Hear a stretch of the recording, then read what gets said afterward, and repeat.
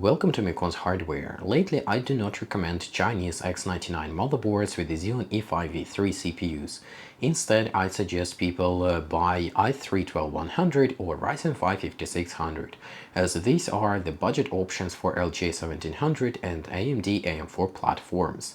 But if you go online to check results of i3-12100 or Ryzen 5 5600, you will find out that most of these tests are conducted using expensive X or Z series motherboard with expensive DDR4 or even DDR5 memory. That's why for this test I decided to assemble myself two platforms, Intel and AMD, using the cheapest possible components to somehow equalize the price between X99 from AliExpress and the new components from the local stores. So here is what I have got for the AMD side, starting with the Ryzen 5 5600 that costed me about 116 euros. The motherboard is ASRock B550M HVS SE that costed me about 69 euros. And finally, I have got 16GB Kingston DDR4 3600 CL18-21-2139, and on this motherboard it works with command rate 1. I paid for it about 40 euros.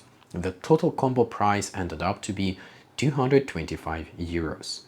For the Team Blue, I have got i3-12100 and this Asus Prime B660M KD4 motherboard. For i3 I paid about 105 euros and for the motherboard I had to pay 85 euros. Usually for this price I'm only able to find the cheapest and pathetic H610 motherboards, but this B660 motherboard was on sale. That's why I decided to go with the B660 board. For memory, I have two sticks 8GB each, but this time it's Corsair DDR4 3200 CL16 2020 38, and on this motherboard it works with command rate 2. For the memory I paid 35 euros, so the total sums up to exactly the same 225 euros. Comparing these two builds, I could make AMD variant even cheaper if I would go with a B450 or even A320 motherboard. These are available new in stores for about 35–40 euros. But with these motherboards you do not have PCI Express 4.0, and I wanted to have somehow feature equal comparison. With Intel on the other side, I could not go any lower because the motherboards cost quite a bit more and I already had to go with the cheapest possible DDR4 memory to be able to fit into the 225 euro budget. Nevertheless, since we are comparing B550 chipset against B660 chipset, we get PCI Express 4.0 support and we also have memory overclocking and memory tuning capabilities. So this is a somehow fair comparison. With this price range, we are getting rather pathetic motherboards on both sides, but in this particular comparison, AMD option is worse. The ASRock B550M HVS SE motherboard has only 4-pin CPU power connector, only one M.2 slot for SSD drives, and the physical size of the motherboard is slightly smaller than the standard M80X. That means that if you're using a 3-slot graphics card, the bottom connectors for the I/O like USB, audio jack and buttons will be covered by the graphics card. It might be a problem connecting your cords inside your chassis. On the Intel side, we have a slightly less pathetic motherboard. This Asus B660M KD4 motherboard has two M.2 slots. It is also a bit bigger and it also has a VRM heatsink. But because Intel 12th and 13th Gen CPUs consume significantly more power than AMD Ryzen counterparts, I would not recommend installing on this motherboard anything more power hungry than i5-12400. Even though both of the motherboards are rather pathetic, we are still getting much better build quality and much better manufacturer support compared to any available Chinese X79 or X99 motherboard. The goal of this comparison is to see what kind of performance an average gamer can expect without any extra tuning. That's why I'm limited to just new components and no tuning and no overclocking in the BIOS. Only XMP profile is allowed to be enabled in the BIOS. So let's take a look what kind of performance degradation we will get in this case with these cheap motherboards. Starting with Aida64, we can see that memory speed is not impressive in both cases, but with Ryzen 5 5600, DDR4 3600 running at command rate 1 produces slightly better results. The memory latency is about 62 nanoseconds. while the i3-12100 that runs at command rate 2 has a memory latency at 65 nanoseconds. I do believe that the memory latency could be improved if I would go and manually enable command rate 1, but this is not the out-of-the-box experience, and most of the users don't know what it is and they would never bother enabling it. So if the motherboard by default runs at command rate 2, I leave it at that to get the stock experience. Cinebench R23 numbers are also not inspiring. Testing Ryzen 5 5600, we are getting almost 15% performance degradation. With this ASRock motherboard and chip memory, I have got only about 9,250 points. While if I go online and search for reputable reviews, the score for the CPU is around 11,000 points, so the difference is rather significant.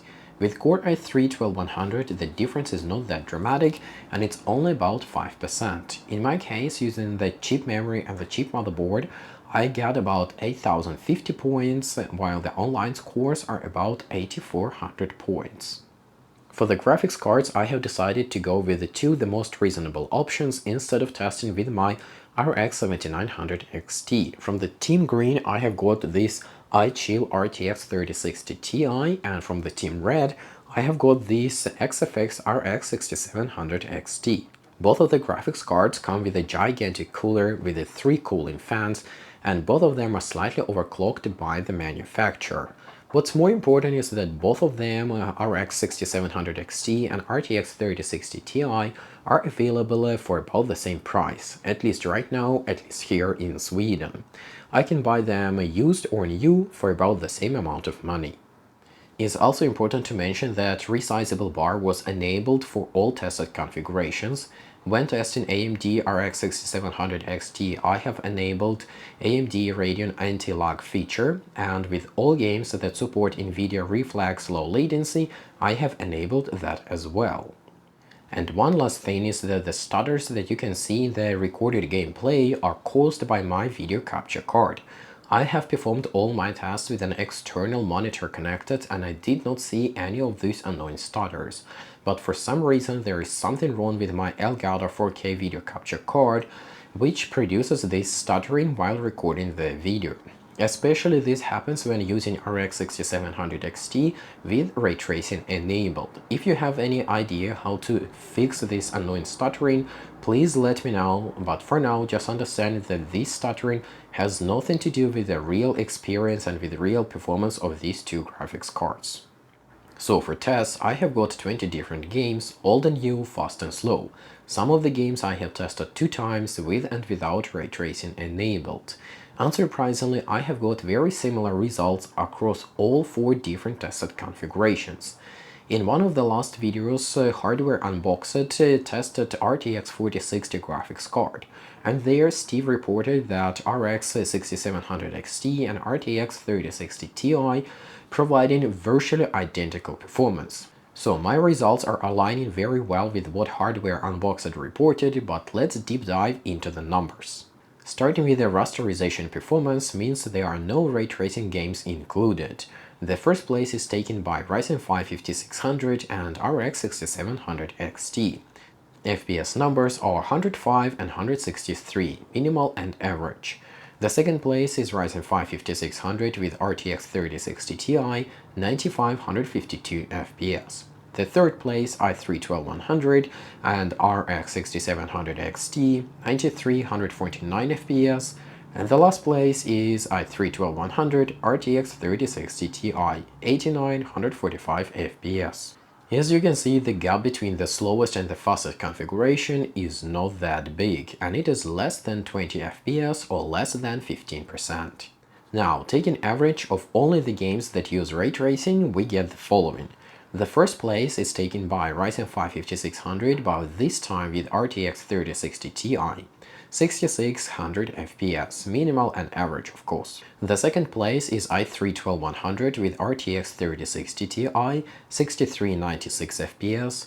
The third place is Ryzen 5 5600 with RX 6700 XT, 55 and 77 FPS. And the last place is i3-12100 with RX 6700 XT, 4973 FPS. Combining all games together and taking averages, we get the following. The first place, unsurprisingly, Ryzen 5 5600 with RX 6700 XT, 9140 FPS.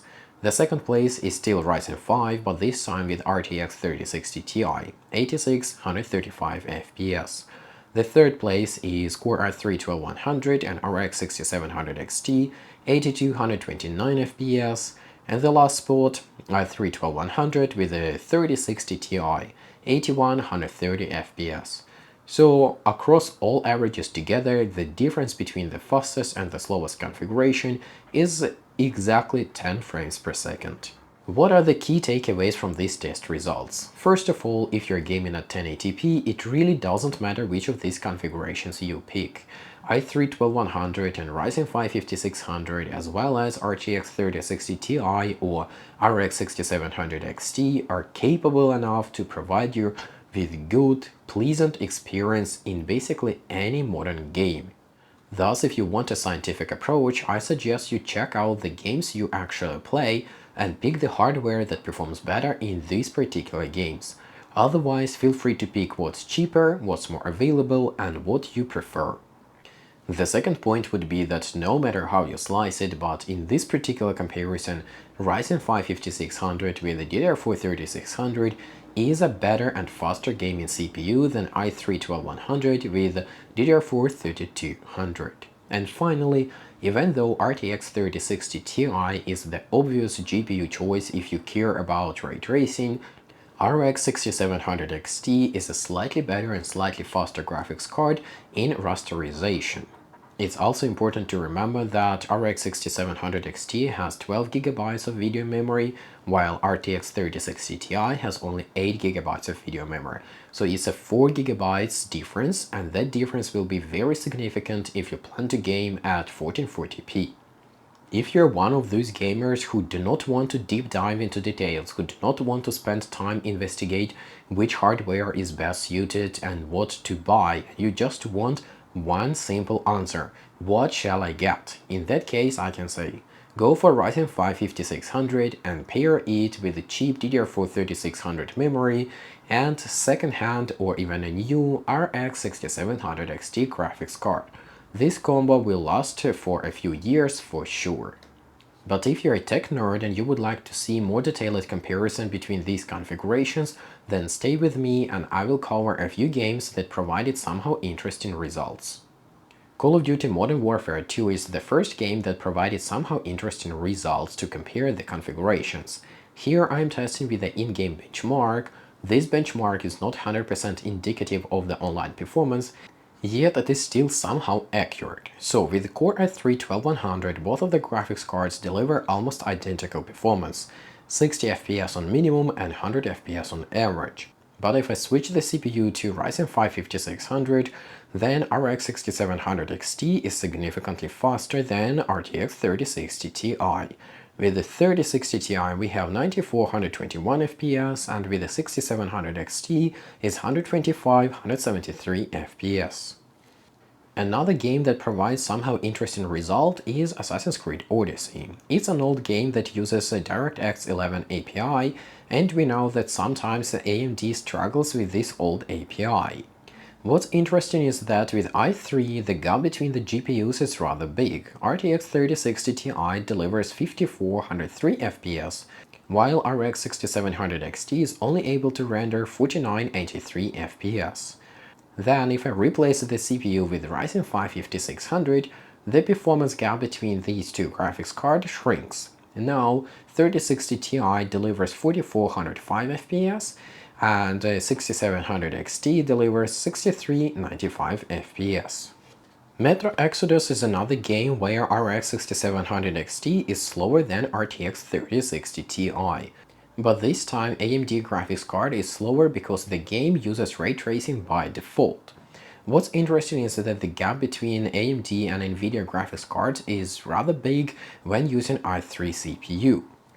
In this case, 3060 Ti renders 5096 FPS, while 6700 XT is only capable to deliver 4671 FPS. But yet again, if I switch the CPU to Ryzen 5 5600, the gap between the graphics card shrinks and 6700 XT almost catches up with the RTX 3060 Ti. The FPS numbers are 5097 with 3060 Ti and 5692 with the 6700 XT. This is some sort of a mystery for me. I don't know how it happens, but maybe AMD somehow figured out how to utilize CPU processing power to do some extra ray tracing work.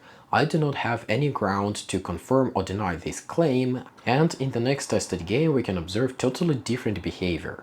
Here, testing Watch Dogs Legion, I ran benchmark with and without ray tracing. Using i3-12100 RTX 3060 Ti is a tiny bit faster with or without ray tracing. Without ray tracing, 3060 Ti renders 6687 FPS, 6700 XT is just 1 FPS slower, 6686 FPS. Then, with ray tracing, the performance is still very similar, 5264 FPS with the 3060 Ti and 5060 FPS with the 6700 XT. Now, if I flip the CPU to Ryzen 5 5600, the CPU bottleneck is somehow reduced and 6700 XT is now slightly faster without ray tracing. 8207 FPS for 3060 Ti, 8413 FPS for 6700 XT. With ray tracing though, 6700 XT is falling behind. 6173 FPS with 3060 Ti and 4961 FPS with the 6700 XT. This video is already rather long and rather detailed, thus I don't think any special conclusion is needed. Everyone is able to do their own conclusion and form their own opinion based on these benchmark numbers. Still, I have possibility to test these two graphics cards with the Xeon E5 2697v3. I may also try to bump up the resolution to 1440p and do the same tests, or I may focus on tuning the CPUs and the memory using these ultra-budget motherboards to see how much extra performance we can squeeze from each of these platforms. If you have any preferences or you think that one subject is more important than the other one, please leave me a comment so I know what to focus on. I also plan to assemble an extra gaming computer for myself with the Xeon E5 2697v3. I'm going to use this gaming computer to do some random gaming videos where I'm going to demonstrate the Xeon E5 performance in the modern gaming titles. Maybe I will also revisit some older games, I have not decided yet. What also I need to decide is which of the graphics cards to use in this build, RX 6700 XT or RTX 3060 Ti. So if you have any preferences and you think that one graphics card is better suited for this purpose than the other one, please leave me a comment for this video. For now though, I have to say thanks for watching, thanks for listening, I hope it was interesting and I hope I have helped someone. Bye for now.